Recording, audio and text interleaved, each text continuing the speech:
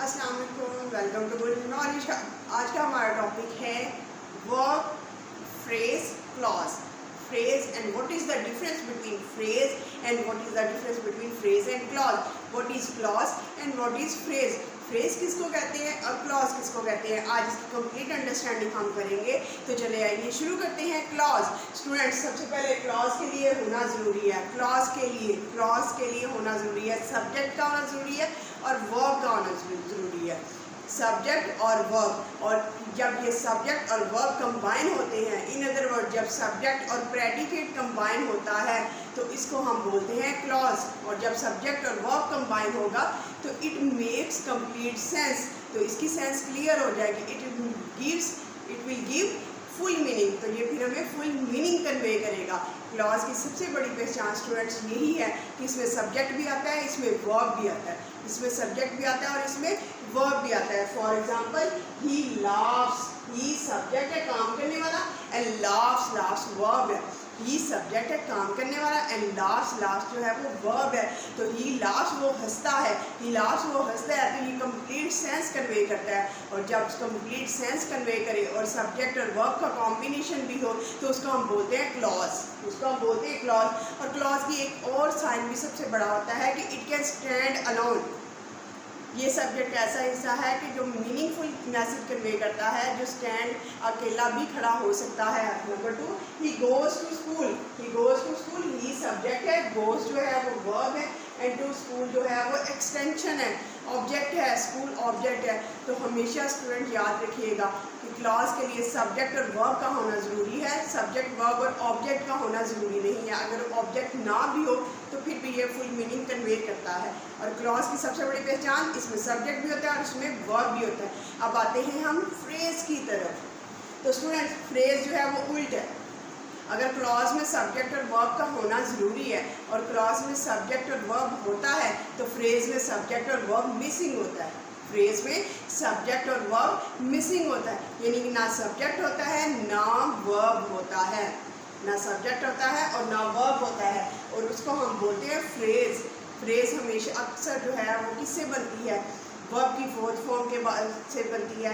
Verb की fourth form के बाद नाउन आ जाता है, उसको नाउन फ्रेज बोलते हैं। प्रेपोजिशन के बाद नाउन आ गया, उसको प्रेपोजिशनल फ्रेज बोलते हैं। यानी कि ये फ्रेज इसको कहते हैं जिसमें ना सब्जेक्ट होता है ना वर्ब होता है, और ये ना फुल मीनिंग कन्वे करता है ना ये अकेले स्टैंड कर सकता है। इसका मतलब ये हुआ जो क्वालिटीज़ जो हैं वो क्लॉज में होती हैं वो फ्रेज में नहीं होती। क्लॉज में सब्जेक्ट और वर्ब मैंडेटरी है, क्लॉज में सब्जेक्ट और वर्ब का होना ज़रूरी है, फ्रेज में सब्जेक्ट और वर्ब का होना ज़रूरी नहीं है और होता भी नहीं है। क्लॉज जो है वो अकेले स्टैंड कर सकता है, फ्रेज जो है वो अकेले स्टैंड नहीं करता जब तक इसके साथ सब्जेक्ट और वर्ब का एडिशन ना किया जाए। क्लॉज जो है वो फुल मीनिंग कन्वे करता है, मीनिंगफुल मैसेज कन्वे करता है। फ्रेज उस वक्त तक मैसेज या मीनिंग कन्वे नहीं करेगा जब तक इसको किसी सेंटेंस के साथ इकट्ठा ना कर दिया जाए। तो this is the difference between clause and phrase. अब हम देखते हैं क्या से डिफरेंस है। इट डजेंट हैव सब्जेक्ट, इसमें सब्जेक्ट भी नहीं होता, इसमें वर्ब भी नहीं होता, ये कंप्लीट सेंस भी क्लियर नहीं करता। मसलन ऑन द रोड, ऑन क्या है हमारा प्रेपोजिशन, एंड द रोड क्या है हमारा नाउन। तो ये कौन सी फ्रेज होगी, क्योंकि ये प्रेपोजिशन से शुरू हुई है तो ये प्रेपोजिशनल फ्रेज है। टू द ऑफिस, टू क्या है preposition, the office noun. Preposition और नाउन जो मिलते हैं तो ये प्रेपोजिशनल फ्रेज हो जाती है। अब वर्ब की फोर्थ फॉर्म, प्लेइंग फुटबॉल क्या है स्टूडेंट्स हमारा नाउन, तो ये कौन सी फ्रेज है, नाउन फ्रेज।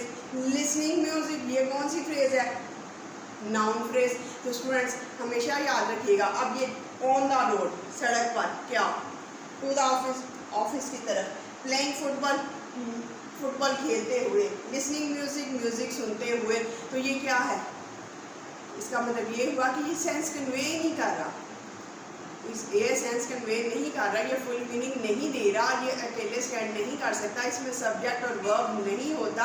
तो this is the difference between phrase and clause. जी स्टूडेंट्स, अब हम देखते हैं कि क्लॉज जो है जिसमें वर्ब भी होता है, जिसमें सब्जेक्ट भी होता है, और क्लॉज की दो मेन कैटेगरीज होती हैं।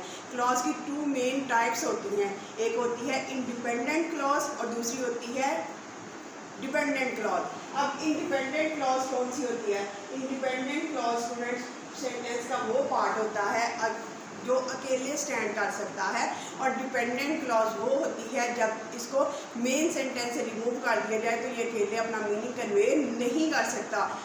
लेकिन इसमें सब्जेक्ट भी होता है और इसमें वर्ब भी होता है। दोनों में सब्जेक्ट और वर्ब होगा, दोनों में सब्जेक्ट और प्रेडिकेट होगा, लेकिन मेन क्लॉज वो होती है अगर हम इसको सेपरेट कर दें तो ये अपना मीनिंग कन्वे कर सकता है। और क्लॉज डिपेंडेंट क्लॉज वो होती है जब इसके साथ सब्जेक्ट और वर्ब भी होने के बावजूद ये मेन सेंटेंस से हटा दी जाए तो ये अपना मीनिंग कन्वे नहीं कर सकता। For example, we often go to Lahore, sentence का एक पार्ट, we often go to Lahore, हम अक्सर लाहौर जाते हैं बिकॉज वी लव फूड। अब because we love food dependent clause है, because we love food dependent clause है। स्टूडेंट्स, अब ये डिपेंडेंट क्लॉज क्यों है? डिपेंडेंट क्लॉज है बिकॉज वी लव फूड, क्योंकि हम खाना पसंद करते हैं। क्या अगर हम इसको लहदा लिखें बिकॉज वी लव फूड तो क्या ये प्रॉपर मीनिंग कन्वे कर रहा है? नहीं, क्योंकि ये चाहता है इसके साथ कोई और सेंटेंस लगे। और we often go to Lahore अगर हम इसको सेपरेट करके लिखते हैं we often go to Lahore, हम अक्सर लाहौर जाते हैं, बात खत्म। तो ये इंडिपेंडेंट क्लॉज है, ये प्रिंसिपल क्लॉज है, इंडिपेंडेंट क्लॉज है, क्योंकि अगर इसको सेपरेट करके रख दिया जाए तो सब्जेक्ट और वर्ब इसमें भी है, लेकिन ये अपना मीनिंग कन्वे कर सकता है। बिकॉज वी लव फूड, क्योंकि हम खाना पसंद करते हैं, क्या मीनिंग कन्वे नहीं हो रहा, तो ये डिपेंडेंट क्लॉज है। डिपेंडेंट क्लॉज हमेशा डिपेंड करती है, इन्हिसार करती है किस पे? इंडिपेंडेंट क्लॉज पे। जब उसको उसके साथ अटैच किया जाता है तो फिर ये अपना मीनिंग कन्वे करती है। इफ़ आई वर रिच, अगर मैं अमीर होता, I would help the poor, I would help the poor, मैं गरीबों की मदद करता, I would help the poor, मैं गरीबों की मदद करता। लेकिन ये प्रिंसिपल क्लॉज है, ये इंडिपेंडेंट क्लॉज है। इफ़ आई वर रिच, अगर मैं अमीर होता, तो इफ़ आई वर रिच, अगर मैं अमीर होता तो क्या? तो फिर ये डिपेंडेंट क्लॉज है। If I were rich dependent clause है। अब नेक्स्ट करते हैं, वी गो टू स्कूल, हम स्कूल जाते हैं, हम स्कूल जाते हैं, ये इंडिपेंडेंट क्लॉज है। बिकॉज वी स्टडी, क्योंकि हम पढ़ते हैं, बिकॉज वी स्टडी। अगर हम इसको सेपरेट लिखते हैं तो ये मीनिंग कन्वे नहीं करता। इसका मतलब ये हुआ कि क्लॉज क्या होती है? जिसमें नाउन भी होता है, जिसमें सब्जेक्ट भी होता है, जिसमें वर्ब भी होता है। फ्रेज क्या होती है? जिसमें सब्जेक्ट भी नहीं होता, जिसमें वर्ब भी नहीं होता, और वो अकेले स्टैंड भी नहीं करता। आगे क्लॉज की कितनी काइंड्स होती हैं? 2 काइंड्स होती हैं। कौन कौन सी? डिपेंडेंट क्लॉज और इंडिपेंडेंट क्लॉज। डिपेंडेंट क्लॉज वो होती है जो हमेशा डिपेंड करती है इंडिपेंडेंट क्लॉज पे। इंडिपेंडेंट क्लॉज को अगर हम सेपरेट करके लिख देते हैं तो ये अपना मीनिंग कन्वे कर सकता है। For example, we often go to Lahore, if I were rich, we go to school, I saw a boy, I saw a boy. अब क्या है? आई सॉ अ बॉय, मैंने एक लड़का देखा, who was smart, मैंने लड़का देखा who was smart, I saw a boy।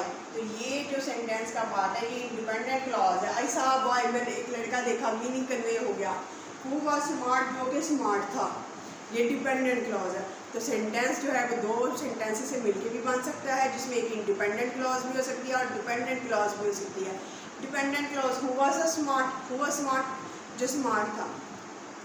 तो डिपेंडेंट क्लॉज हमेशा इंडिपेंडेंट क्लॉज पे जो है वो इन्हिसार करती है। इसको जब कंबाइन किया जाता है इंडिपेंडेंट क्लॉज से तो वो अपना मीनिंग कन्वे करती है। This is the simplest and the basic concept between clause and phrase and the types of clause. If you like the video, kindly share and subscribe it. Thank you so much.